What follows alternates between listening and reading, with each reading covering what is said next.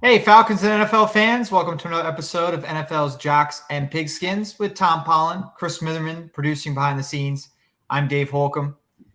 Got another good show for you today. The preseason wrapped up for the Falcons Thursday night, kind of with a dud.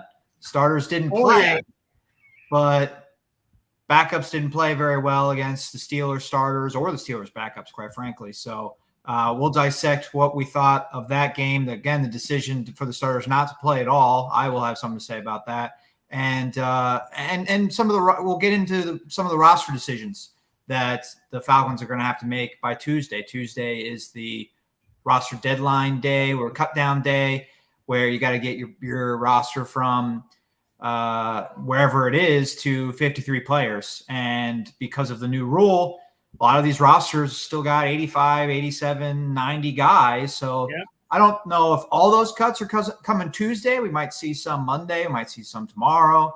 But I think you're going to see them spread out over the weekend. I think we're going to start seeing them. Yeah, but over the next 3-4 days, we're going to see about 40 plus cuts from or at least 30 to 40 cuts from each team. So a lot of players are going to be let go, and the Falcons, like every team's got some tough decisions to make. Well, you're looking at about 1,200 players hitting the waiver wire all at once. Well, that's the other thing. Yeah, that you that's the second aspect of this, is all those players then become available. Is there anybody that you want instead of somebody you already have on your team? Or somebody maybe you want to put on your practice squad. That's another component, is building out your practice squad. So we'll talk a lot about those roster decisions. And I want to hit on the Trey Lance trade. The former number 3 overall pick traded from San Francisco to Dallas last night. And we'll have a Falcons angle on that story a little bit later on in the show. Yeah, I guess the way Brock Purdy has progressed and the quarterback situation has developed in San Francisco, Lance has been hurt. He hasn't been given a chance to show anything. That's the main problem. That leg injury he had, last year opening the season in Chicago was just, devastating to him, because now it's cost him, well, it hasn't cost him a job, but it's put him on a different team. So we'll see, how he does in Dallas. Backing up Dak Prescott, and Mike McCarthy has been known to work with some pretty good quarterbacks in the past. So we'll see how well that goes for Lance. Yeah, I don't want to open the show with Lance, but I just feel like he needs to play. And he wasn't going to play in San Francisco, and now he's not going to play in Dallas. I'm not saying it's a bad decision for Dallas necessarily. They got a top 5 pick for pennies on the dollar, but for Trey Lance, you're going to another situation where you're not going to play at all this year unless Dak Prescott gets hurt, and I guess that has happened in the past. But in all likelihood, you're not going to play. And if you do play, I guess you're playing on a team that you didn't have any training camp or preseason with. Yes. So that's a disadvantage for him. He's just had disadvantage. You mentioned his injury. He's just had disadvantage after disadvantage in his career, going all the way back to college, when he didn't get to play his last college season because the FCS canceled the season during COVID. So he didn't even get to play after being, I think he was FCS Player of the Year or something in 2019. Won a very high reward. I think they went undefeated 13-0. His team. Yeah. Is that right? Yeah. And then didn't, I mean, that's the peak of his career so far, that he didn't get to play again in college, and then a high draft pick, but hasn't really played in the NFL yet. Yeah, and that's the hell of it. But he probably would still be with San Francisco if Brock Purdy hadn't emerged the way he did. I mean, nobody expected Purdy to be the quarterback that he turned out to be. Right, and that kind of made me laugh when people are really criticizing San Francisco for trading up to get Lance, and now they're trading him away for a 4th round pick. And again, we'll get into more of these details later. But I saw the RG3 tweet saying, the only reason why the 49ers aren't just getting crucified for trading up for Trey Lance and then trading him 2 years later, this just disaster of a draft trade, is because Brock Purdy worked out. And it's like, wait, hold on a second, RG3. The only reason why he's getting traded is because Brock Purdy worked out. If they hadn't drafted Brock Purdy, or if Brock Purdy was a 7th round pick and playing like a 7th round pick, then Trey Lance is still there competing for the starting job. And yes, you're not calling it a ridiculous draft trade to go up and get him. So it's like he's not Brock Purdy is the reason why the trade happened. Yes. Exactly. But let's transition to what we're going to lead the show with, and that's the Falcons' 3rd preseason game against the Steelers on Thursday. Gary's already sent in a question. We want to answer all of your questions today. Send them our way. Comments, questions, whatever is on your mind, NFL related, but particularly Falcons. And of course, today's show brought to you by Prize Picks. Download the app.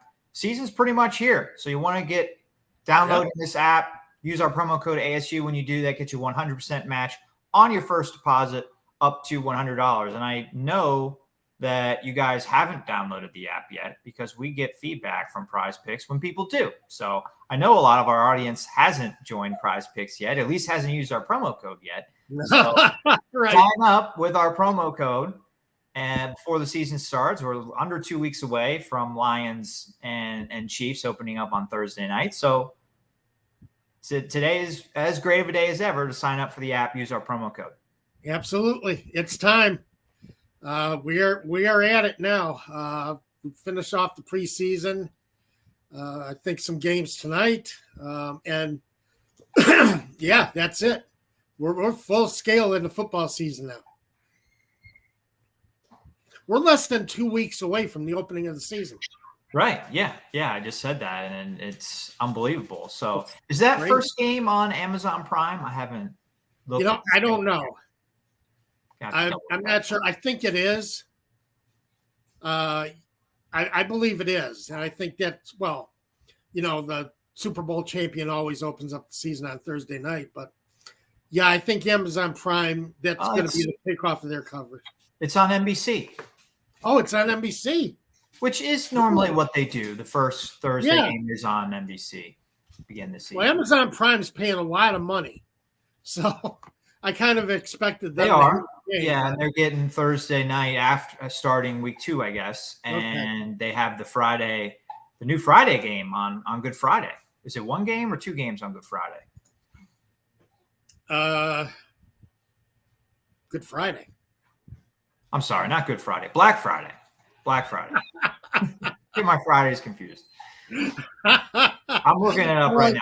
The day after Thanksgiving. The day where everybody goes shopping. Not the day that is the most holy day in the Christian calendar. Right. It's 1 game. One game. On Jesus already came back. At least this year, he already came back. We'll have Good Friday again next year, Chris. Right. Which he didn't come back on Good Friday either. I don't want to get into a religious discussion. He comes back on Easter, Chris. Yeah, okay. Yes. You're right, Dave. You are right. I'm just being funny and cheeky. Okay. Football goes philosophical, y'all. Yeah. All right. So let's get back to football. Gary asks, what do you think Smith learned Thursday night with most of his Falcons' second team versus the Steelers starters? Was pretty ugly early in the game. I think he learned some things about some of the borderline roster guys, and some of those guys didn't play very well in that game. And some of them you might see cut over the next few days. I think that's probably the biggest thing that he learned is, yes, there's did you watch the Falcons broadcast of the game? Actually, no, I haven't watched that one because I read about it, and I got to the point where I really felt like it wasn't worth watching because, I got a good idea of everything that happened reading a lot of the accounts.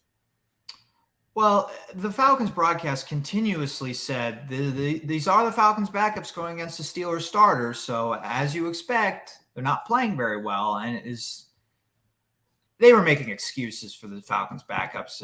I felt like, and if anything, the Falcons backups should be more motivated than the Steelers starters because the backups are fighting for jobs. Fighting for jobs, yeah. Whereas Kenny Pickett has a job, George Pickens has a job, Deontay Johnson, Najee Harris, they all have jobs. So this is just a tune-up for them, and they schooled the backups of the Falcons, and I think you're going to see some of those guys cut over the next few days. So I think that's the biggest thing that Smith learned. It wasn't a positive, but I think that was the biggest takeaway. Yeah, I think what Smith was trying to see is some of these guys shine. Some of these guys rise to the occasion against the Steelers once. He didn't get that. Yeah. And that's not what he expected. He also didn't get to see his ones, so he didn't learn anything about them. I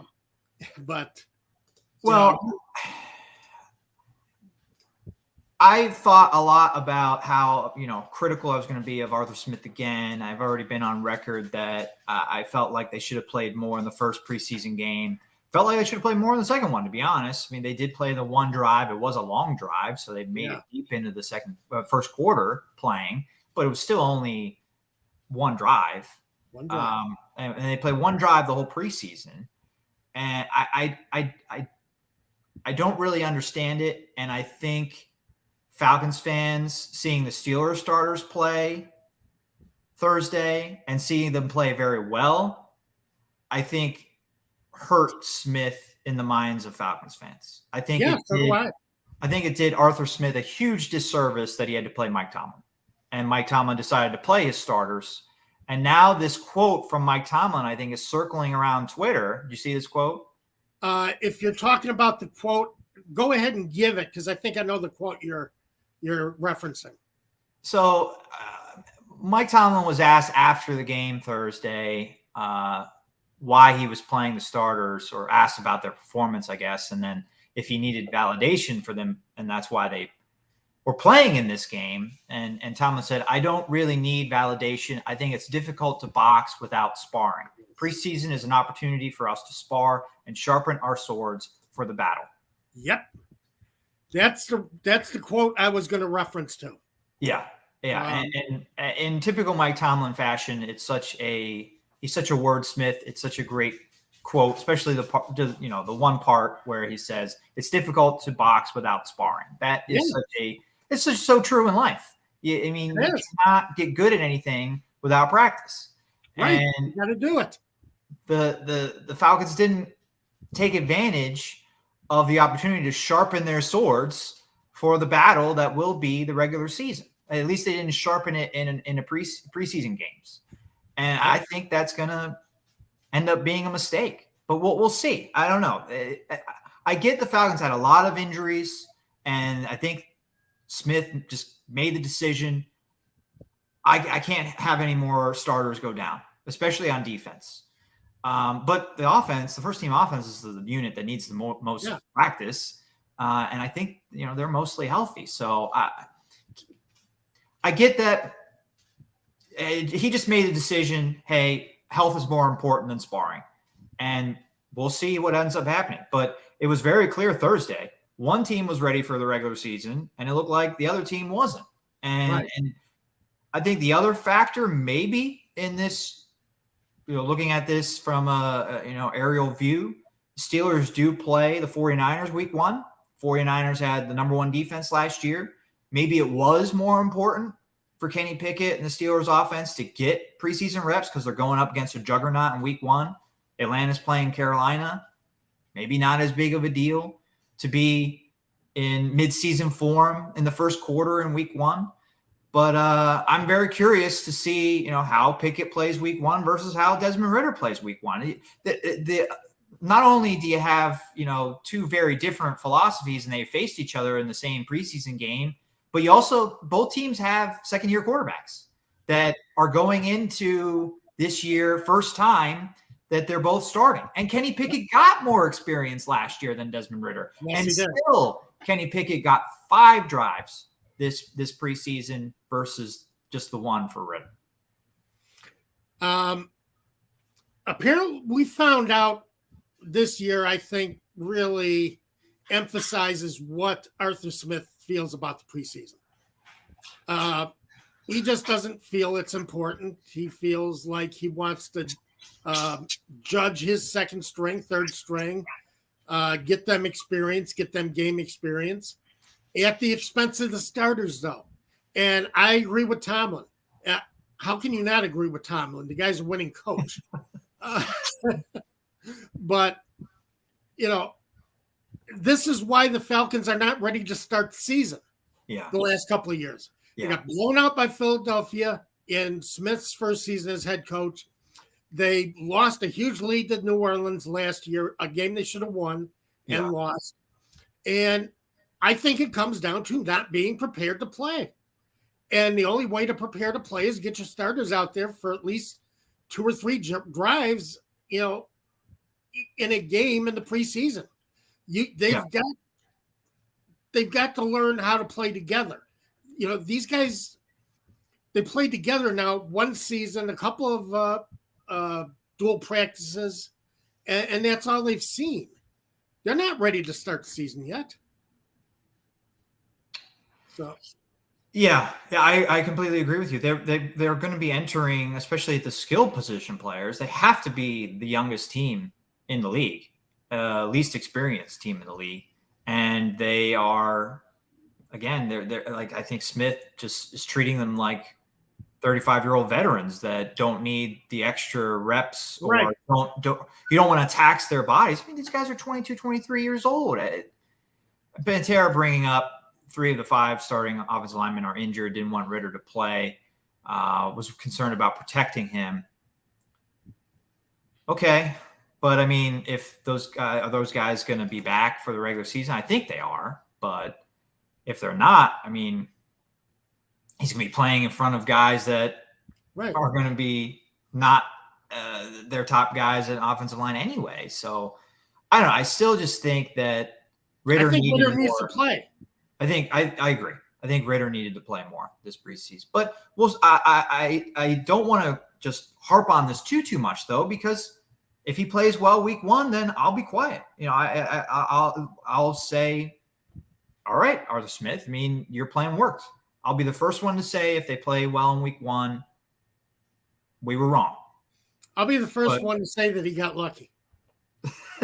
Okay.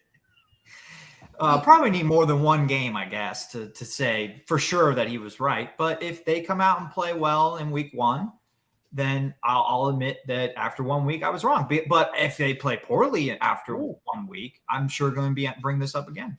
Absolutely. So, and it's not only in reference to Desmond Ridder, Pantera. We're talking about, an offensive line needs time together to gel. Your defense needs work on tackling. That's why tackling gets so sloppy in the first week or 2 of the season, is because, they don't pad up as much in training camp anymore, and you don't get as much practice at it. You don't hit in training camp, and you don't hit at the same speed in the preseason. You've got to get, it gets you ready to play at top speed, to play against starter quality opponents. When you get that experience in the preseason, you get a chance to work on some of the fundamentals that you're going to need. And I hate the first week because it's so sloppy, and it's going to be sloppy again. I think the Falcons are fortunate. They're playing Bryce Young and a Carolina team that's going to be trying to find itself. But, you got a division that's open, that is wide open. This is not a division where one team is going to take over and dominate. You got a chance to really do some damage early in the season. So, I think they're passing on that opportunity. Todd agrees with us with the idea of building chemistry, not only getting Ridder experience, but building chemistry between your quarterback and pass catchers. in a game setting is what Right. Todd's saying. In bright lights, Coach Smith played no starters in first year in the preseason. You referenced this, Tom, and he admitted it was a mistake, yet he did it again this year. So, spinning this positively, though, I guess we could do that. And Smith apparently thinks Ridder's ready, and I guess that surprises me that he thinks that.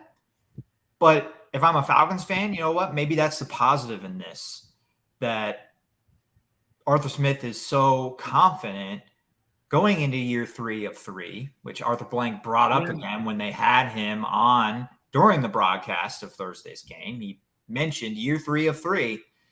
Yeah, I thought that was interesting.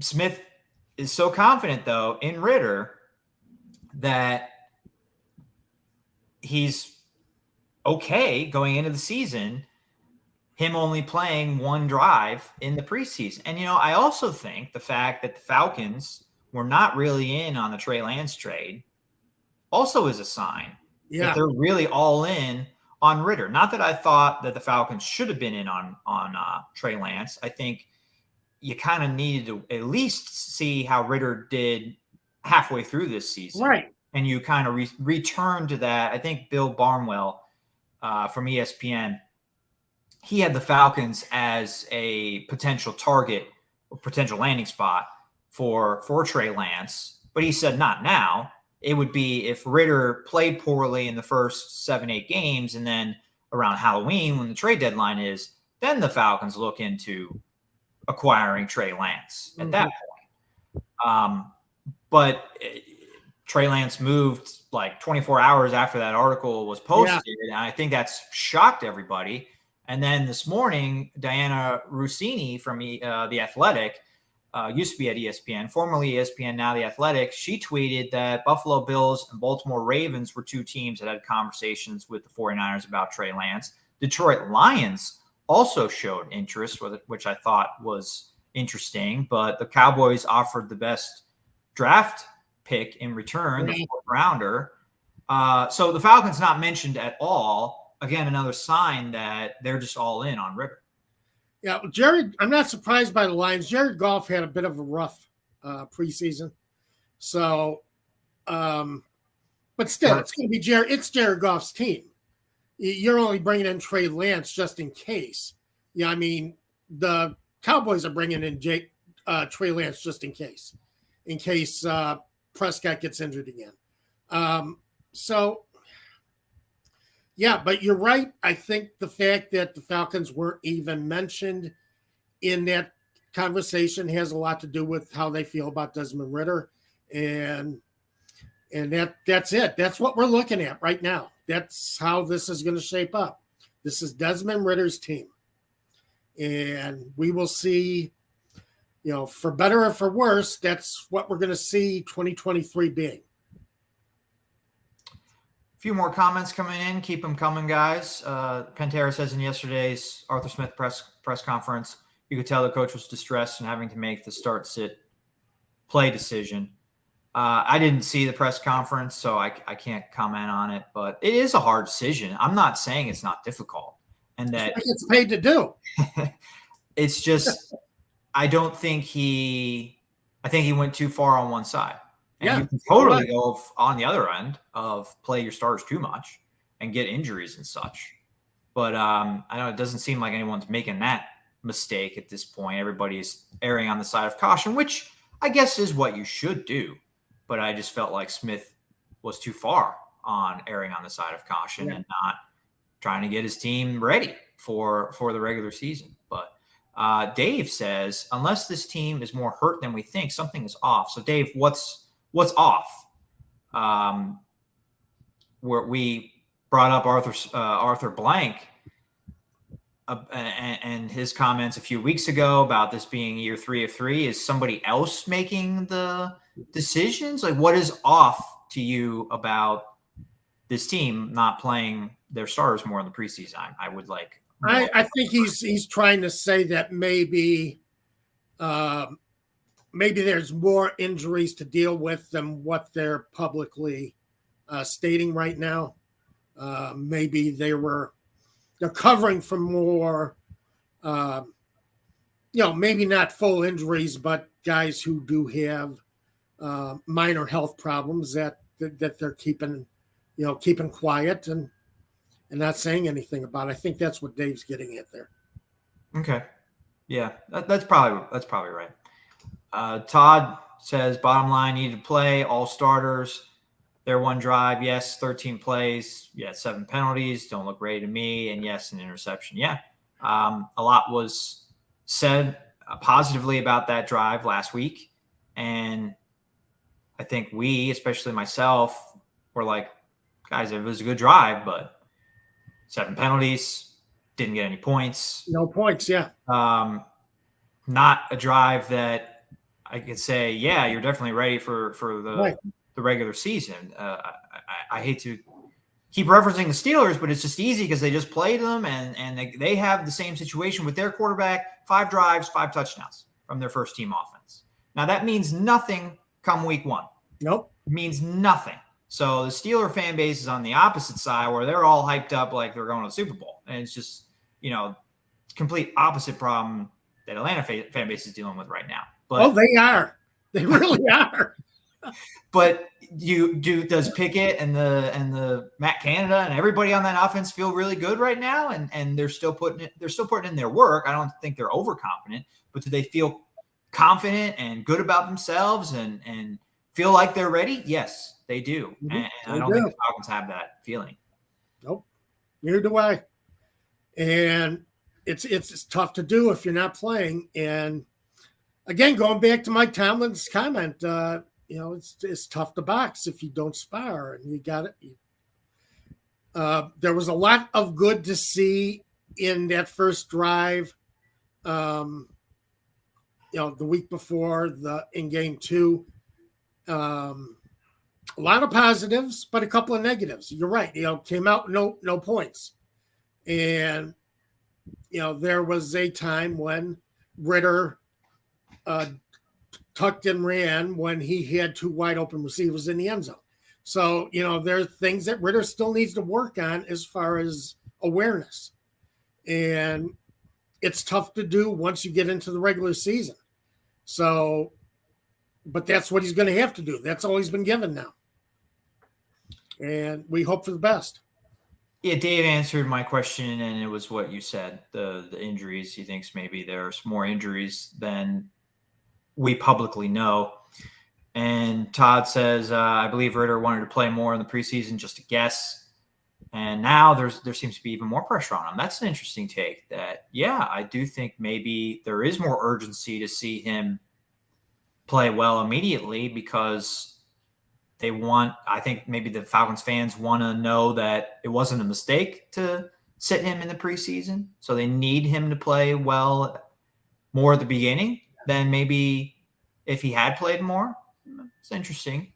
I think maybe that's true. Yeah. As I say, if you had more of a dominant team in this division, I'd feel better about it. Because that this is more of a developmental year. You're getting a lot of young players. You're getting a lot of free agents coming in that are playing together for the first time.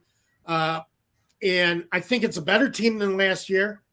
Much better team because they're going to have some difficult times making cuts. And you always want it to be difficult when it's time to make cuts. Right.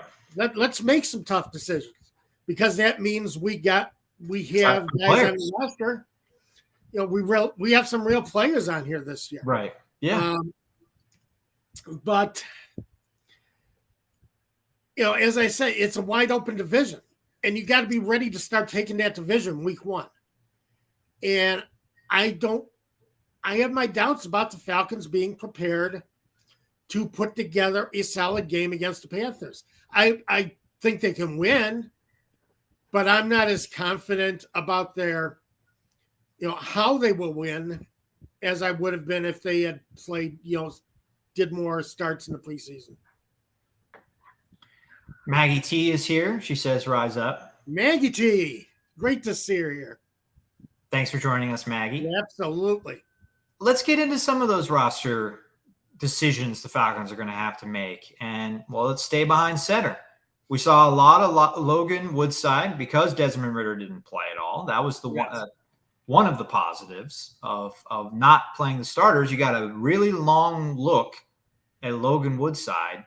And I thought he did some nice things in the game against the Steelers, avoiding that rush at times that even the backups from the Steelers seemed to be beating guys like Jalen Mayfield. Jalen Mayfield was struggling against the rookie who's been playing really well from the Steelers, but couldn't block Nick Herbig, fourth round rookie, and really struggled against him. So anyway, Woodside I thought did a good job of avoiding the rush, and didn't throw a touchdown at all in the preseason, but didn't have an interception either. And had a very high completion percentage. I think he finished with 70% completion percentage and averaged about 6.6 yards per attempt in the 3 preseason games. You keeping Woodside as a third quarterback, Tom? Oh, boy, it's a difficult decision because I know a lot of people want to keep him, but I don't think so. I think Woodside is going to be a cut. I don't think this third quarterback situation really comes into play until later in the season. Playoff contending teams and playoff teams where, again, you get in that situation like Frisco was, you get hurt and suddenly you don't have a quarterback who could throw. You end up having to, hand off and you're basically done. So I don't think it comes into – I don't think it's as critical right now. And I think there are a lot of other tough cuts coming that the Falcons are going to have to make, a lot of tough decisions. And they have their guys. They believe in Desmond Ridder, and they brought in Taylor Heineke to be that mentor, to be that backup. And as good as Woodside has looked, I don't think he makes this team. So it's more of they have other players that you're going to prioritize as opposed to the third quarterback. Yeah. I don't think he did anything to play himself off this team. Yeah. Right. That's the thing. But I think there are other positions where they're going to need him. And, I think it's tough to keep him. I know everybody makes the third quarterback argument, but I don't think that's as vital a worry right now.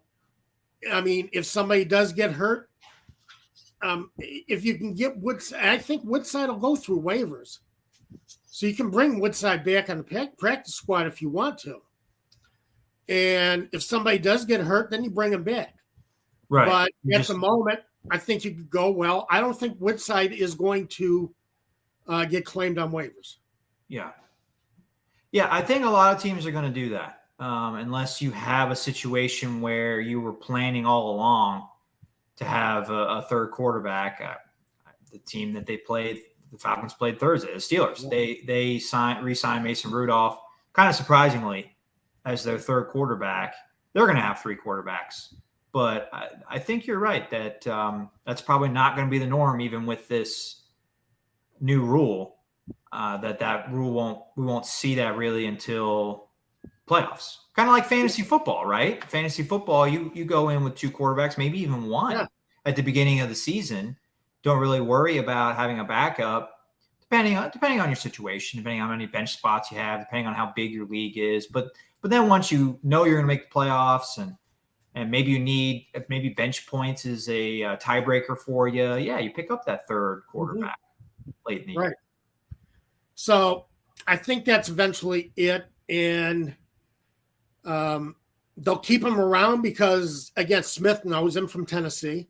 And I think he played well this preseason and showed that he is worthwhile to keep around to develop as a backup. And Zozo is here 34 minutes into the show. So, but yeah, I think there are other areas where they have to make tough decisions. And I think they're going to make a decision somewhere else where they need a player more than they need Woodside at the moment. Bringing Trey Lance back, and we will again get to that in a few minutes, the trade. But I think the fact the Falcons again weren't in on Trey Lance at all, not even showing interest, says something about their confidence in Desmond Ridder, but also that maybe that means also they're not going to keep a third quarterback. Right. If they had traded for Lance, they would have had to have kept a third spot for Trey Lance. They're not going to cut Taylor Heineke. So they would have had 3 quarterbacks, and maybe this is a sign that they weren't even interested in kicking the tires on Lance, that they're not planning on keeping Woodside, at least maybe on the practice squad, but not on the roster. No, because Lance would have to be on this roster. Right. That's the only way a trade like that would have made sense. And so it again would mean 3 quarterbacks. Yeah. So I don't think that happens right now, but I think you keep Woodside, you keep his phone number close, and if you can get him on the practice squad, you sign him to the practice squad because you need a quarterback on the practice squad anyway. So, right. So I think he's there, and I think he's ready to play if the Falcons do need him. So, I think that's what the final decision is going to be. I think that is going to be the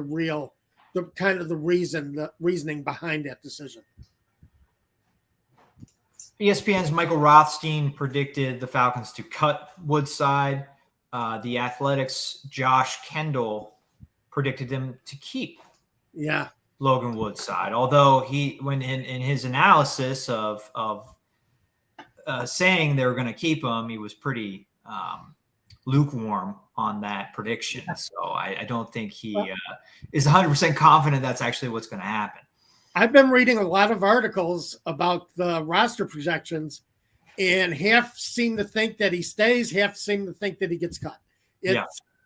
It's probably one of the most contentious roster decisions as far as the experts, the media, to see how the Falcons play this out. Got a couple of comments from Todd. Well, first we'll answer this question for him. Y'all, is Mac Hollins the answer at number 2 receiver? He mainly been blocking wide receiver. I mean, I don't think he is a great second receiver to have if I'm just looking at it on paper. But is he an upgrade from last year? Yes. And I think he is the second best wide receiver anyway. I mean, not a pass catcher, but wide receiver on the roster. I think he'll be serviceable.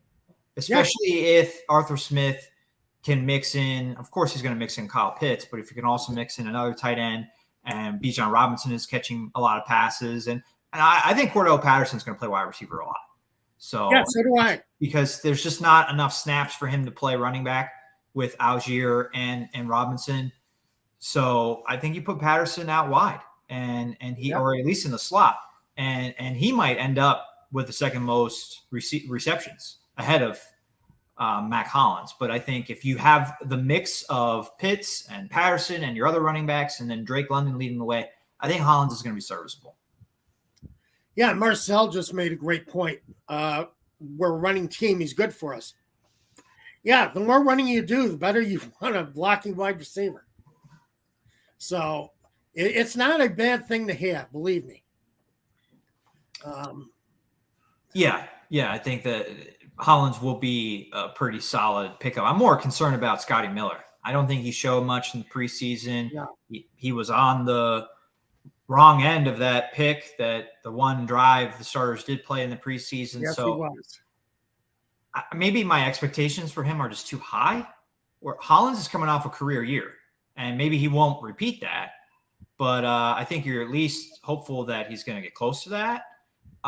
Whereas with Scotty Miller, he had his career year 2020, 2021, one of those years. And then last year, he really didn't play very well, or he just didn't really play.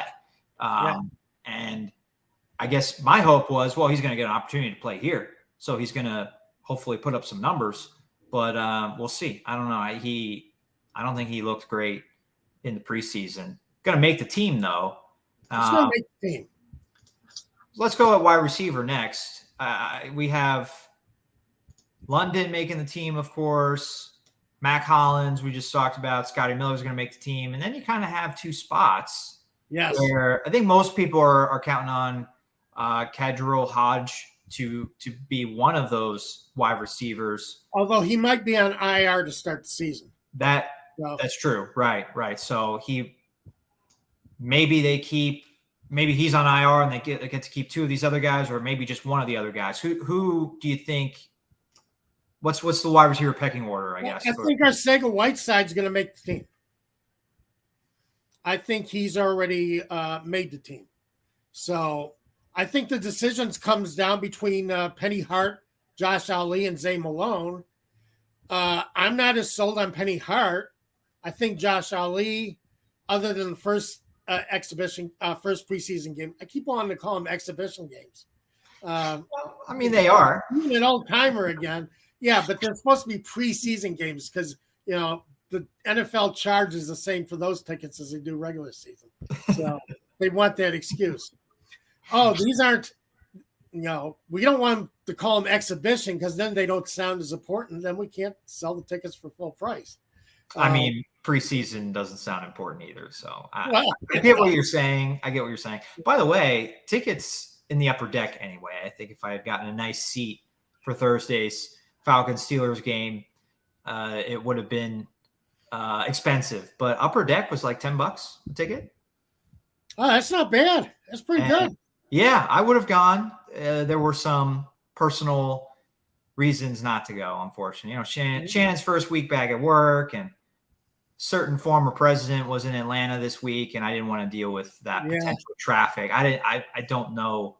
I really didn't pay attention to it, so I don't know how much that impacted the traffic patterns. I think it was Thursday and the day of the game. But I know people were worried about it. Yeah. Yeah. So I decided not for that. If it was today, I would be going for $10 a ticket, but it was Thursday. So, so I think you come down between Josh Ali and Zay Malone, and I love Malone. I want to see him stick around, but I think Josh Ali has kind of redeemed himself the last couple of weeks. So it's a tough decision to make. I think Ali makes the team. Zay Malone, I really hope sticks with the practice squad, though. I want to see him still within reach of this roster in case they need him. Because I was impressed with him this spring. I was too. And I would like him to make the roster. Interestingly, both Kendall and Rothstein have Ali on the roster and not Arcega-Whiteside or Malone. Yeah, so they don't have Hodge going on IR, but they have Ali on the roster ahead of JJ Arcega-Whiteside. Kadarius Hodge is a nice, reliable receiver. All right, good hands. He'll get he's not going to make mistakes for you, and that's why I think he makes this team one way or the other. But it's a toss-up. It depends. It's going to be interesting to see how that does play out. I think it's Whiteside and Ali, but we'll see what it comes down to. It's going to be an interesting thought. But if Hodge doesn't go on IR and you keep 5 receivers, you can only keep Ali or Whiteside. You think they should keep Whiteside? I think they should keep Whiteside and see if they can. I know Malone will get through waivers. See how that runs. But yeah, I think Whiteside goes first, and then Ali, and then Malone.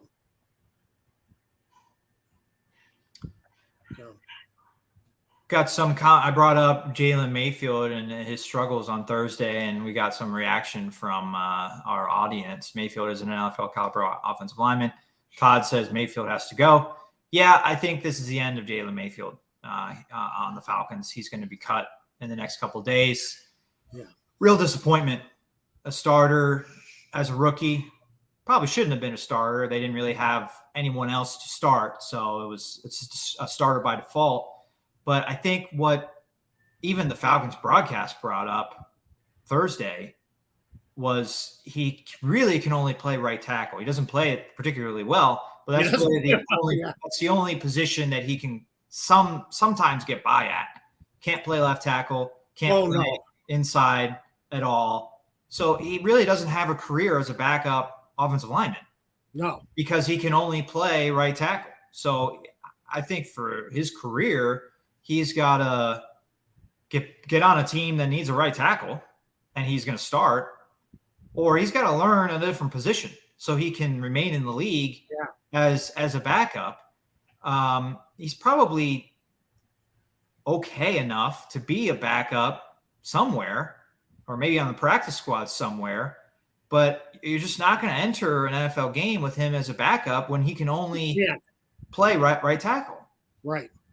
You cannot. And he can't move his feet. He can't get in front of defensive linemen. Can't use his hands. Doesn't know how to use his hands to keep a lineman off of him.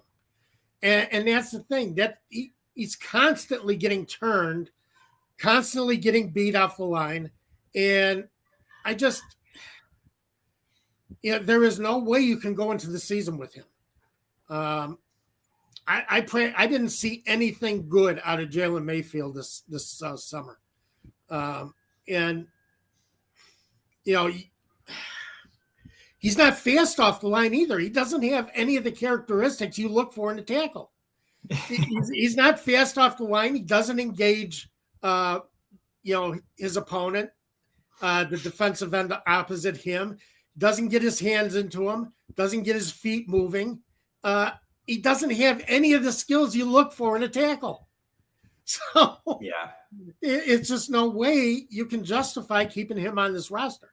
Yeah, and I don't think there's even much of a debate that he's definitely going to be out. The Falcons have a good offensive line at this point, top 10 in the league. They have some quality backups that they can have on the roster. So Mayfield's a goner for sure. Dixon White says Mayfield's going to be in the XFL or USFL. Yeah, Brian.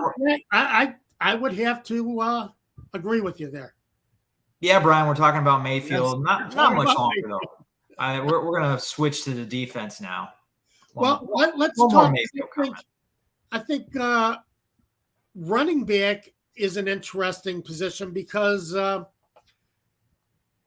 does Godwin Igwebuike make this team as a fourth running back, or do you just go with the three, Bijan Robinson, Cordero Patterson, and Tyler Algier? That's going to be a very tough decision for them to make. Well, I think it depends on. I was trying to switch over to defense. I think it depends on the other positions and how confident you are in some of your linebacker or cornerback depth, or injuries and who's placed on IR and such. They're only keeping 5 wide receivers, it seems like. So I think you could keep that fourth running back. It'd be a fifth, counting the fullback, which most teams don't have fullbacks at this point. So you're looking at the Falcons keeping 5 running backs would be a lot. But Kendall and Rothstein have Igwebuike making the roster. I think he will make the roster.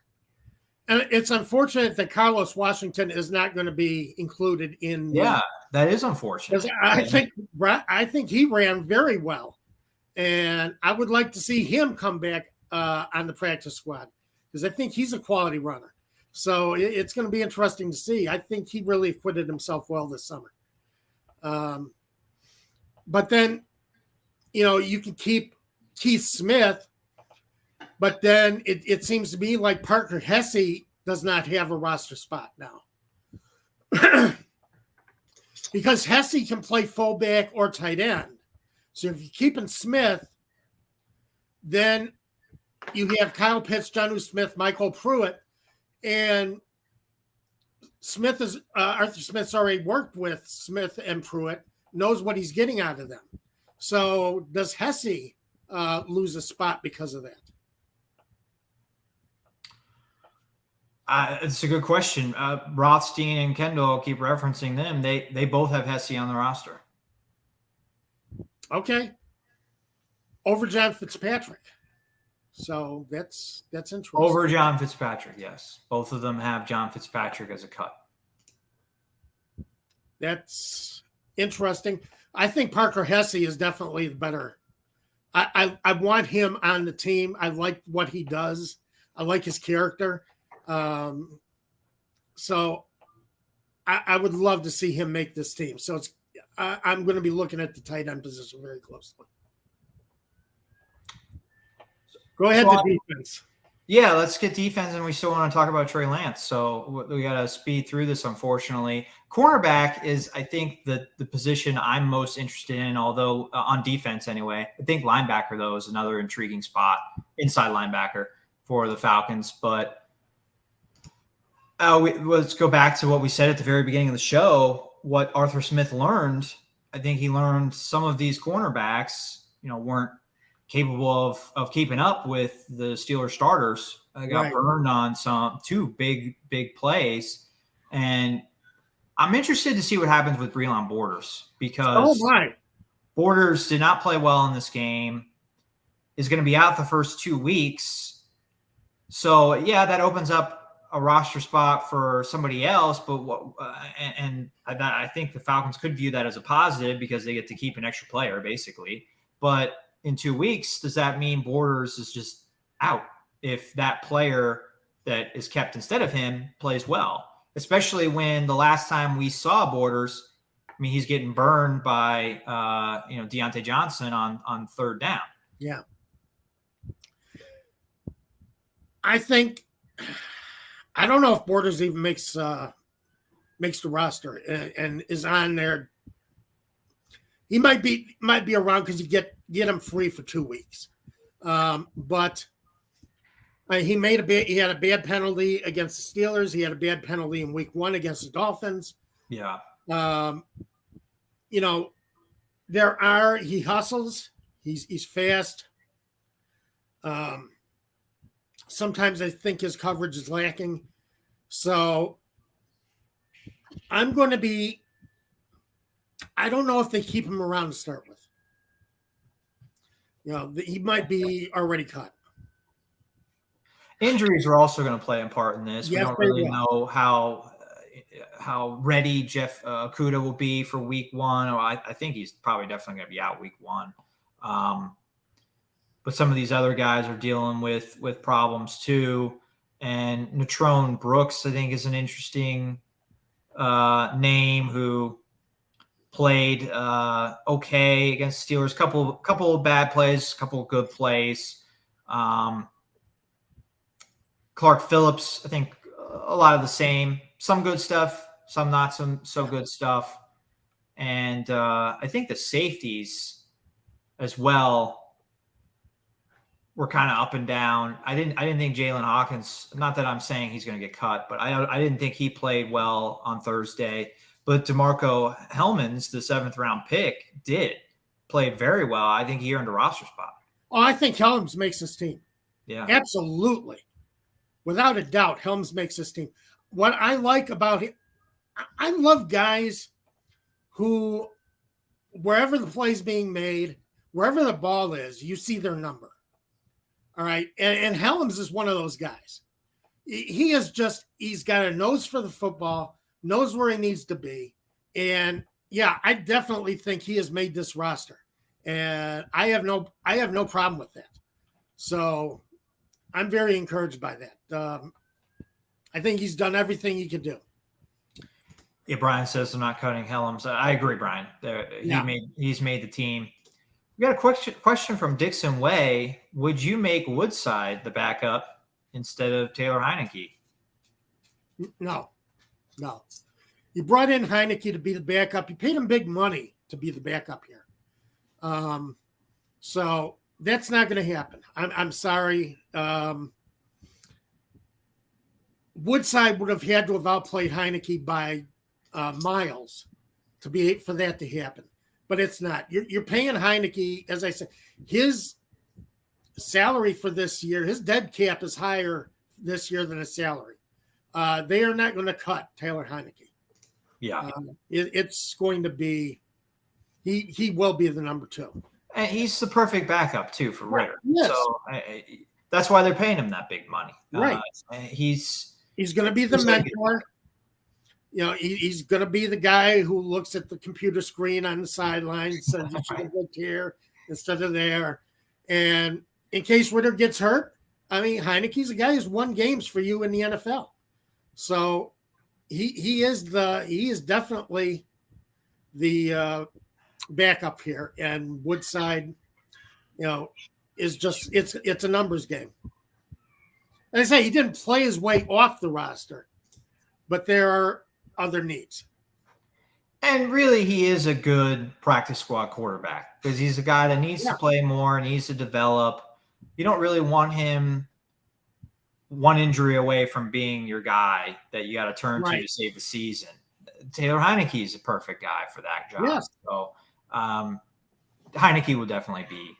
Yeah. Again, if you are looking at being a contender, and I think Arthur Blank is looking at his team as being a contender this year. Right. You've got to have Heineke as the backup. Yeah. Yeah.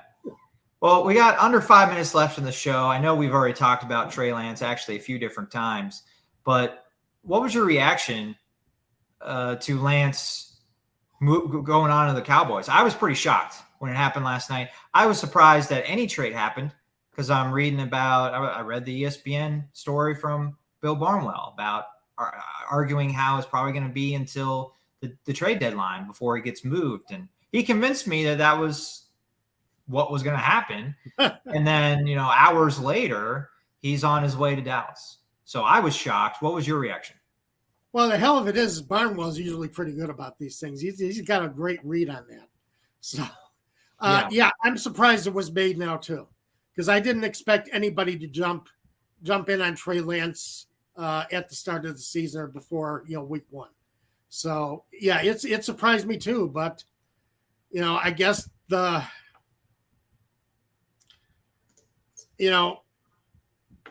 I think the 49ers just didn't have room for him. Sam Darnold had won the second, quarterback spot. And I think the 49ers just weren't willing to carry him into the season. I mean, they already had Brandon Allen. I know Brandon Allen isn't all that much, but obviously you're thinking Brandon Allen. You'd rather have Brandon Allen than Trey Lance is what they're saying. And that's basically what it came down to with San Francisco. That's why they did not carry Trey Lance into the season. So, it was interesting. But, it was surprising to see the Cowboys jump in and make that move now. Mike McCarthy must really think a lot of him, think that he can develop him. And that's all you're looking at is does your coach think that he can turn this guy into something more than what he's been so far in the NFL? Well, he's been hurt for most of the time so far in the NFL. Yeah. So, he's played in 8 games, started 4 of them. I mean, the other 4 games that he's played in, a lot of that was coming in a goal line situation for one play. And he really only has the 2 starts with the 4 starts as that's the bulk of his experience. And 2 of them coming last year, and one of them he didn't play much of the game. He got hurt. And then the other game that he started last year was that Mud Bowl in Chicago. Yes. So we couldn't really evaluate him off of that game either. Nope. So it was just horrible conditions. Maybe the worst conditioned game I've ever seen played in September. I mean, it was terrible. It was. September. It was driving rainstorm. Yeah. That's just the way it was. Yeah. Yeah. So Lance is 2-2 as a starter with 54.9 completion percentage. He's averaged 7.8 yards per pass, which is pretty nice average. 5 touchdowns, 3 interceptions, and he's also had 235 rushing yards with 1 touchdown. Yeah. So, it does mean that the Cowboys are going to be carrying 3 quarterbacks, because did they drop Cooper Rush now as the backup to Dak Prescott? I don't think so. So, Lance is going to be on that roster.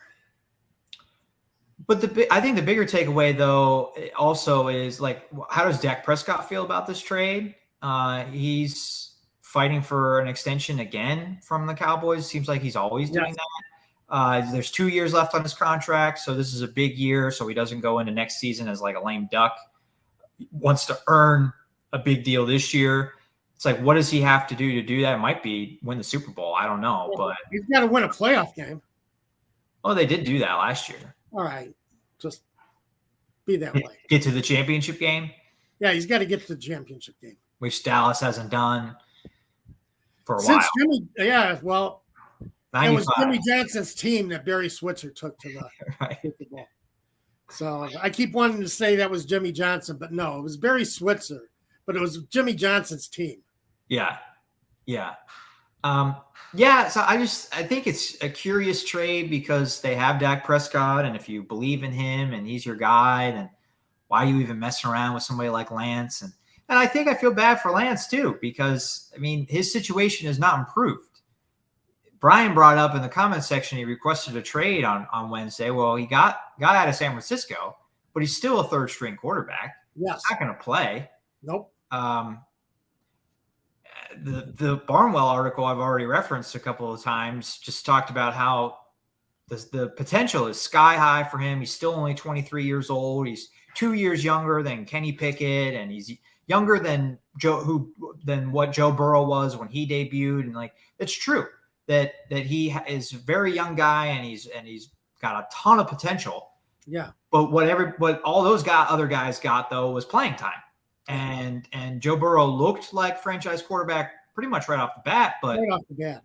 He made a big jump though from year 1 to year 2, and Kenny Pickett was okay in year 1, and maybe below average, but looks like he's ready to make that jump. Well, they're making those jumps because they're playing, yes, and they're getting those reps where Trey Lance isn't getting those reps, and he's not going to in Dallas. No.